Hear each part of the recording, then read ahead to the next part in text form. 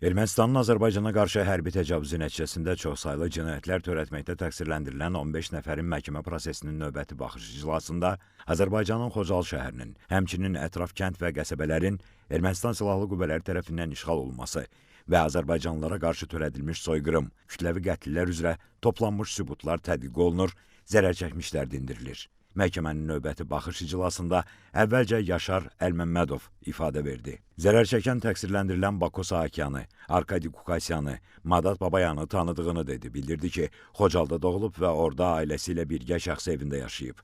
1979-cu ildən Əsgəranda kolxozda iş icraçısı işləyib. Məlum hadisələr başlandıqdan sonra Xocalı mütəmadi olaraq Alazan raketləri ilə müxtəlif istiqamətlərdən atəşə tutulub. Nəticədə evlərimiz dağılır, insanlar yaralanır və ölürdü. Cəmaatı qorxu içində saxlayırdılar. Xocalı mühasirədə idi. Avtomobillərə tökməyə benzin tapa bilmirdik. Çörək, ərzaq çatışmırdı. Zərər çəkmiş dedi ki, fevralın 25-dən 26-sına keçən gecə əhalini qorumaq, müqavimət göstərmək üçün silahları olmayıb. Həmin gün saat 23 radələrində Ermənistan silahlı qüvvələri Sovet ordusuna məxsus 366-cı motatıcı alayın iştirakı ilə şəhərə hücum edib. Xocalı hava limanı istiqamətindən atəş açıblar. Qala dərəsi deyilən ərazidən əhaliyə hücum edib, Ağsuqa türkləri üçün tikilmiş evləri yandırıblar. Kənd əhalisi xilas olmaq üçün Qarqar çayına tökülüb. Əhalinin yarısı çayın qırağı ilə Əsgəran qalasına tərəf üz tutub.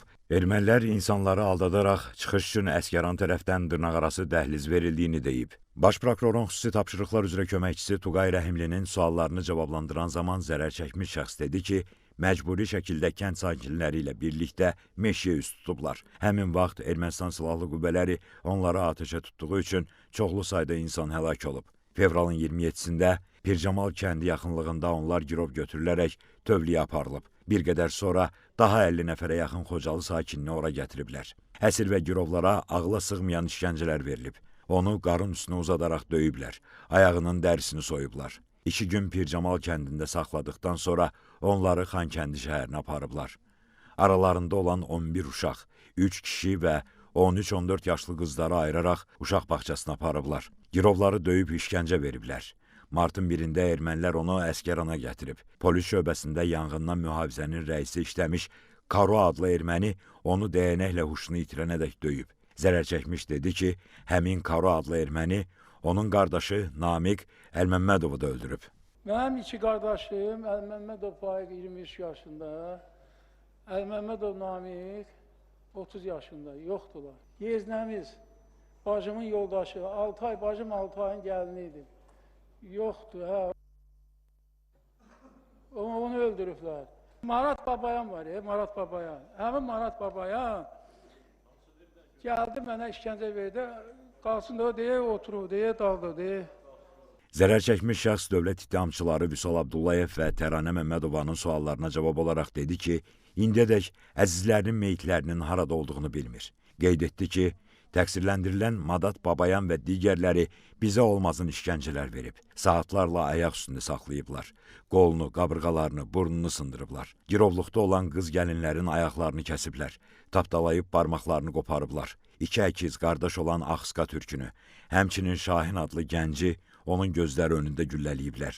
Zərər çəkmiş şəxs baş prokurorun böyük köməkçisi Vüsal Əliyevin suallarına cavab olaraq dedi ki, təqsirləndirilən Madat Babayan və digər erməni hərbiçiləri əsirləri aparıb gülləliyirdi. Kətik dağının qarşısındakı kilsədə asırdılar. Bəzilərinin isə başını erməni qəbirlərinin üstündə kəsirdilər. Mənim bu yan hissəmə Marat Babayan şturnorcu, bax belə şturnorcu vurubdu. İndi bu dəqiqə bu boyda çaladı. Bax qolumun burası şeydə, bax onun dəstəsi yandırıbdı.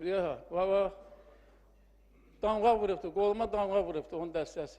Mənim burnumu qırıblar, bədənim qırıq-qırıq. Sonra zərər çəkmişin barəsində olan məhkəmə tibbi ekspertiza rəyi elan olundu. Zərər çəkmiş Sovet Allahverdiyevdə təqsirləndirilən Madat Babayanı tanıdığını dedi. Bildirdi ki, Xocalı soyqırımı zamanı atasını, qardaşını, qardaşı uşaqlarını və digər qohumlarını itirib. Anası, 2 qardaşı girov götürülüb. Onlara olmazın işgəncələr verilib. Mənim atam, 2 qardaşım, Allahbedov Novruz Salahoğlu, Allahbedov Salah İmamqulov mənim atamdır. Onun oğlu Allahbedov Mahir, Novruz oğlu 16 yaşı vardı. Allahbedov Ziyadxan Salahoğlu, bu da 57-ci təvəllüdür. Onlar haqqında heç bir məlumatımız yoxdur. Ancaq Xocalıdan çıxanda bir nəfər dedi ki, Sənin qardaşın ayağından Xocadan sonra Zapravka vardı. Orada erməni Azərbaycan çağırdı ki, buradan gəlin. Deyir, biz 4 nəfər də yola çıxanda onun ayağından güllə dəyir. Zərər çəkmiş şəxs Baş Prokurorluğun Dövlət İttihamının Müdafiəsi üzrə İdarəsinin şöbə rəisi Nəsir Bayramovun suallarına cavab olaraq dedi ki, Xocalı Ermənistan Silahlı Qüvvələri tərəfindən işğal olunanadək mütəmadi atəşə tutulub.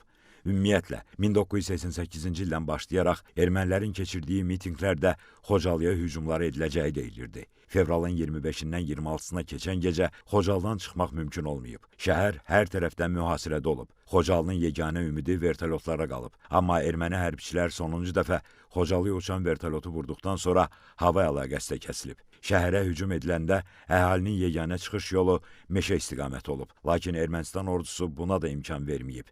Məcburi şəkildə bu yolla Xocalını tərk edib Ağdama keçmək istəyən əhalini güllələyib öldürüb, girov götürüblər. Məqsəd əhalini qırmaq, Azərbaycanlılara qarşı soyqırım törətmək olub. Zərər çəkən dedi ki, Xocalı sakinlərinin meyitləri Ağdam məscidinə gətiriləndə tanınmaz halda olub.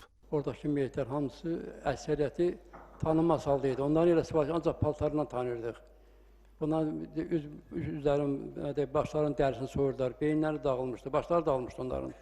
Onların da çoxunu paltarından tanırdıq və yerlər gəlib onların bədənində müəyyən hissələrini gördükdən sonra tanıyırdıq ki, bunlar məsələn plan kəsdir, hansıdır.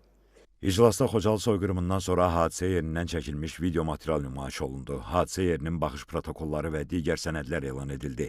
Dövlət ittihamçısı Fuad Musayevin təqsirləndirilən Madat Babayana 1992-ci il fevralın 25-dən 26-sına keçən gecə Xocalıda olmusunuzmu və olmusunuzsa ora hansı məqsədlə getmişdiniz sualına cavabında o həmin gecə Xocalıda olduğunu və dinc sakinlərə atəş açdığını etiraf etdi.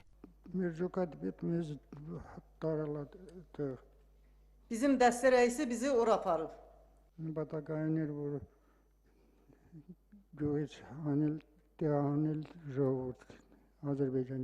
Məqsəd o idi ki, Azərbaycanlıları kənddən çıxarılsın.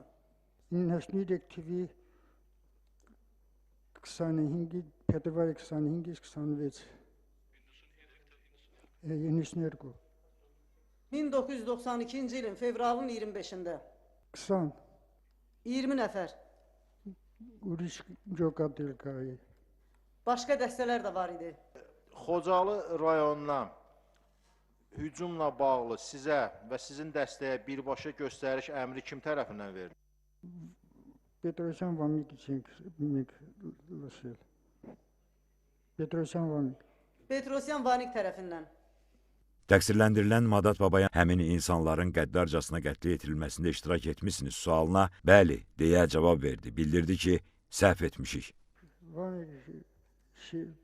Vamik mesajını mutluselin diagnerin mat некоторые ancak некоторые.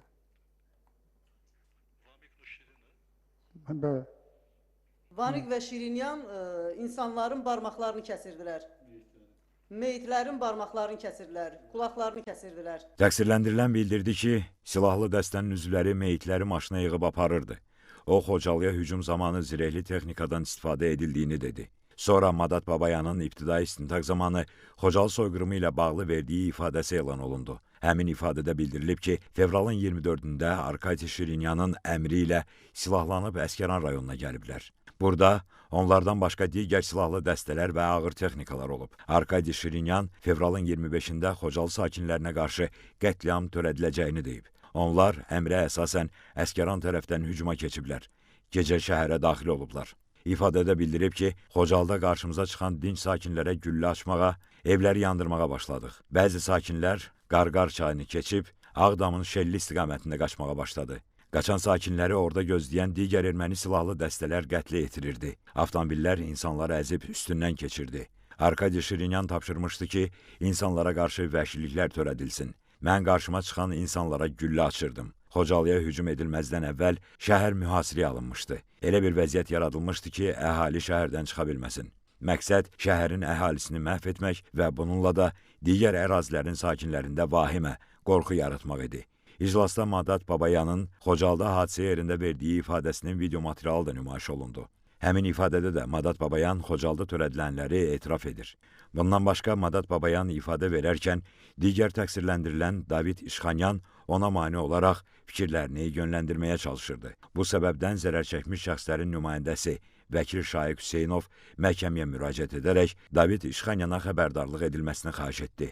Hakim David İşxanyana bununla bağlı xəbərdarlıq edərək onun əyləşdiyi yeri dəyişdi. Məhkəmə prosesi aprelin 21-də davam etdiriləcək. Bakı Hərbi Məhkəməsində hakimlər Zeynal Ağayevin sədrliyi, Camal Ramazanov və Anar Rızayevdən ibarət tərkibdə keçirilən məhkəmə iclasında zərər çəkmiş şəxslərin bir qismi, onların hüquqi varisləri və nümayəndələri də iştirak edirlər. Qeyd edək ki, Ermənistan dövlətinin, onun dövlət qurumlarının vəzifəli şəxslərinin, hərbi qüvvələrinin və qanunsuz silahlı birləşmələrin bilavasitə rəhbərliyi və iştirakı, şifahi yazılı qaydada verdiyi tapşırıq, göstəriş və təlimatları, maddi, texniki, şəxsi heyətlə verdiyi dəstəyi, mərkəzi qaydada idarəçiliyi əsasında, eləcə də ciddi nəzarət altında Azərbaycan ərazisində daxili və beynəlxalq hüquq normalarına zidd şəkildə Azərbaycana hərbi təcavüz etmək məqsədi ilə yaradılmış, həmçinin Robert Köçəryan, Serj Sarkisyan, Vazgen Manukyan, Vazgen Sarkisyan, Samvel Babayan, Vitali Balasanyan, Zori Balayan, Seyran Ohanyan, Arşavir Qaramyan, Monte Melkanyan və digərlərinin rəhbərliyi, bilavasitə və dolayı iştirakları ilə Ermənistan dövləti, o cümlədən sözügedən cinayətkar birlik tərəfindən aparılan təcavüzkar müharibənin gedişində törədilmiş çoxsaylı cinayət faktlarına dair cinayət işi üzrə 15 nəfər erməni əsilli təqsirləndirilən şəxs ittiham edilir.